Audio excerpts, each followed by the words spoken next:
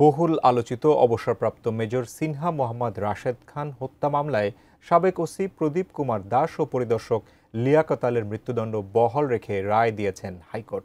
একই সঙ্গে ৬ আসামির যাবজ্জীবন দণ্ড বহাল রেখেছেন উচ্চ আদালত।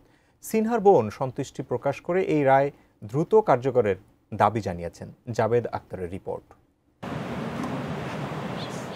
২০২০ সালের ৩১ জুলাই রাতে কক্সবাজার টেকনাফ মেরিন ড্রাইভ সড়কের শামলাপুর চেকপোস্টে পুলিশের গুলিতে নিহত হন অবসরপ্রাপ্ত মেজর সিনহা মোহাম্মদ রাশেদ খান। প্রথমে তাকে 2টি গুলি করা হয়েছে, একটু এগিয়ে যে আরও 2টি গুলি করা হয়েছে। লিয়াকত তার নিথর দেহে পা দিয়ে আঘাত করেছে। প্রদীপ এসে তার নলির উপরে বুটের আঘাতে মৃত্যু নিশ্চিত করেছে।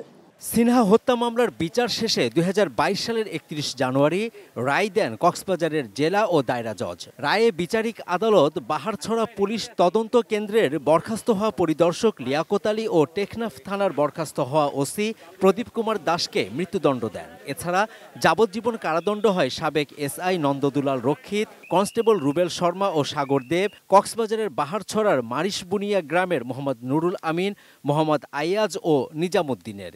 বাকি 7 জন খালাস পান। ডেথ রেফারেন্স দণ্ডিত আসামিদের আপিল ও জেল আপিলের উপর শুনানি শেষে সোমবার বিচারপতি মোহাম্মদ মুস্তাফিজুর রহমান ও বিচারপতি মোহাম্মদ সগির হোসেনের হাইকোর্ট বেঞ্চ নিম্ন আদালতের রায় বহাল রেখেছেন। ডিজাইন, এলিগেন্স, বিউটি, সেরা পণ্য সবার জন্য জেভিকো।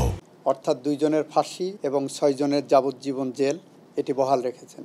মেজর সিনহা তার জীবন দিয়ে আরও অগণিত মানুষের জীবন রক্ষা করে গেছে। এই মেজর সিনহার মৃত্যু আমাদের জীবনে থাই পাহাড়ের মতো ভারী হয়ে আছে। সেই ভার নিরসনের জন্য হলেও এই মামলাটা আমরা দ্রুত নিষ্পত্তি করার চেষ্টা করব। সিনহার বোন শারমিন শাহরিয়া ফেরদৌস বলেন, তারা ন্যায় বিচার পেয়েছেন, তবে এই রায় দ্রুত কার্যকর হলে পুরোপুরি সন্তুষ্ট হতে পারবেন।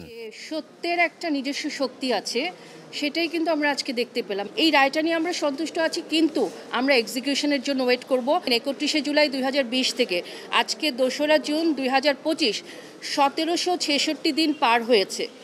সহজ বিষয় নয় কিন্তু। সিনহা হত্যা মামলায় হাইকোর্টের রায়ের দিন retired armed forces officers welfare association rava ক্লাবের সদস্যরাও আদালতে ছিলেন। তাদের দাবি, সিনহা হত্যার সময় কক্সবাজারের তখনকার এসপি ABM মাসুদ হোসেন সম্পৃক্ত থাকলেও তিনি ধরাছোঁয়ার বাইরে থেকে গেছেন।